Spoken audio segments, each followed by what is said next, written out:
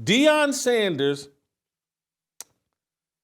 might be, other than Muhammad Ali, the most influential and toxic athlete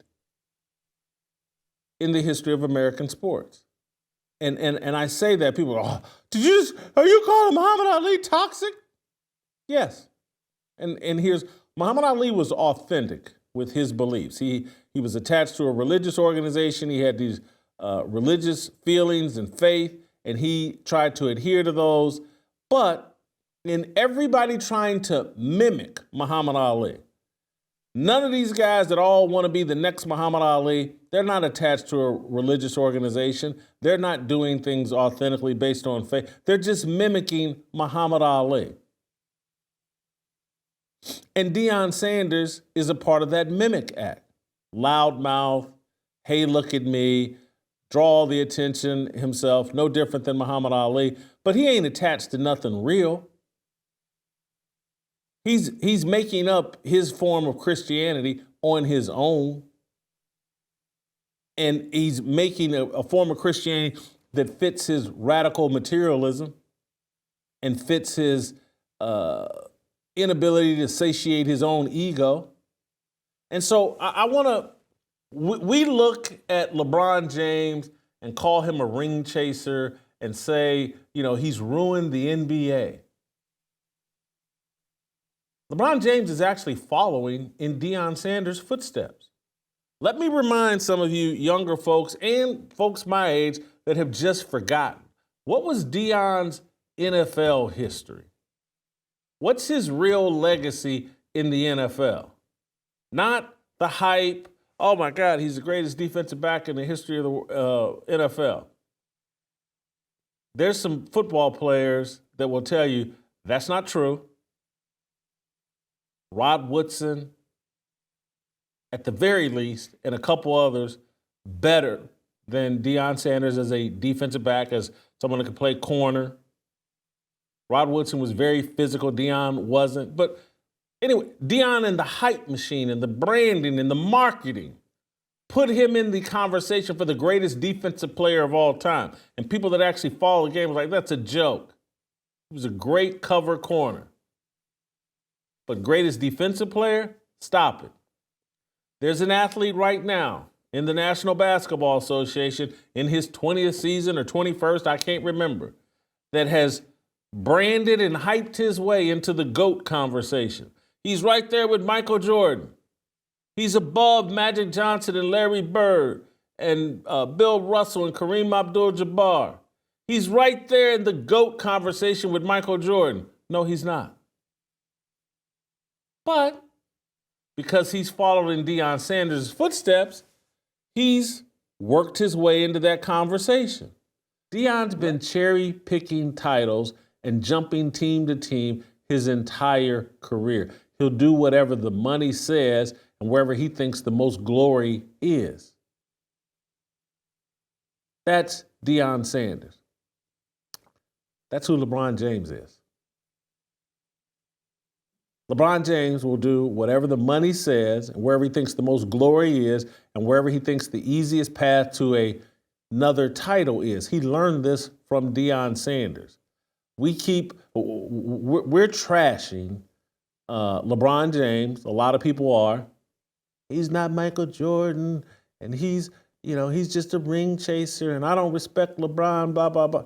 Where'd he get it from? Where'd he learn it from? What have we promoted in sports culture? Have we not all genuflected in front of Deion Sanders, and he's the greatest thing in the world, and he's the guy that all the athletes in all sports, the black athletes, he's their godfather, he's their mentor, he's the guy you can all learn from. Don't you all want to be just like Deion Sanders?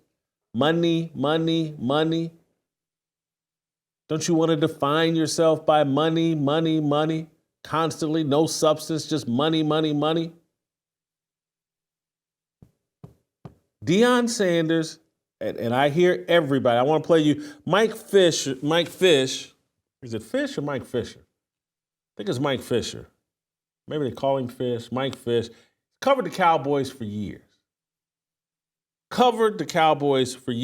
I want to play a clip of him last night on his podcast, talking about how, hey, Deion's just leveraging the Cowboys with CU. I respect Mike. I respect all these reporters that have covered the Cowboys for years. Their instincts are probably better than mine. But I'm not sure if they fully accept who Deion is. He's Simon Cowell. He's the American Idol. He's one of the strongest forces in the history of television. And wherever the ratings, paycheck, glory, attention goes is where you will find Deion Sanders. And if you look at what happened this year at Colorado, they were still a talking point in college football, but it wasn't like it was in year one.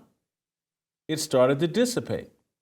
And so when guys like Simon Cowell, American Idol is starting to go stale, let me go start something else. Let me go start America's Got Talent or Britain's Got Talent, and I'll take me and my personality, and I'll take the ratings there. That's a real possibility for Deion Sanders, in my view, because that's who he's proven to be year after year. He doesn't stay anywhere long. There's no reason for him to stay at Colorado.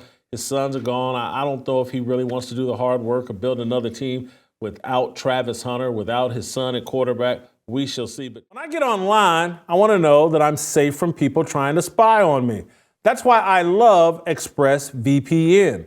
Find out how you can get 4 months free by clicking the link in the description box below or by going to expressvpn.com/fearless. Here's Mike Fish talking about Deion leveraging the Cowboys. Play the clip. For instance, the Deion thing. The Deion thing accomplished exactly what it was meant to accomplish so far. Sources tell me that he's in contract negotiations with Colorado to stay there. And that this Cowboy thing was, not that there's zero chance of Deion, that this Cowboy thing was not driven by Deion coaching the Cowboys. It was driven by Deion coaching the Buffaloes, but getting more money to do it. And the next thing you know, ESPN TV, my understanding is, spent the entire day talking about the Cowboys, Deion, and Jerry. So everybody got exactly what they wanted, all three parties. Deion got what he wanted, leverage. Jerry got what he wanted, headlines. And ESPN got to fill the time because they can't always talk about Caitlin Clark and LeBron James. You got to put 45 minutes of Cowboys into every hour as well. Mike, it's a TV show, brother. And if do you know the history of TV? Cliffhangers and just incredible things they'll do to a script, unbelievable things. I never thought they would do X, Y. Who shot J.R. Ewing? They shot J.R. Ewing. Did he die? Oh, they brought him back to life, or it was all. Anybody watch Dallas? I know a lot of these guys I work for with me. They're young. They don't remember Dallas. Maybe y'all can hop in the chats, but didn't they shoot and kill JR and then say it was all just a dream that Bobby had? Or maybe they killed Bobby and they said that was all a dream and they brought him back to life. But I'm just telling you, these TV shows, they'll do anything. They're capable of bringing Deion Sanders back to the NFL, letting him pretend like he's an NFL head coach. And then if it doesn't work out, they'll just, it was all a dream. He was at Colorado the whole time, and they'll send him back to Colorado or they'll send him out to pasture. But Deion, trust me, at the end of it, Deion's going to have a big bag of cash because that's all that matters. And I get that Deion's probably trying to leverage Colorado, but Deion's always trying to leverage everybody. And the NFL and the television networks would love nothing more than Deion Sanders to join the NFL and watch those.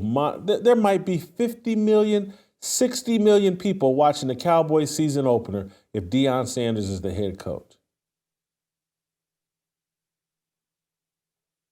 Shamika just helped me out. The chat is saying Bobby died and they said it was a dream. Yeah. Bobby died and they said it was a dream on Dallas.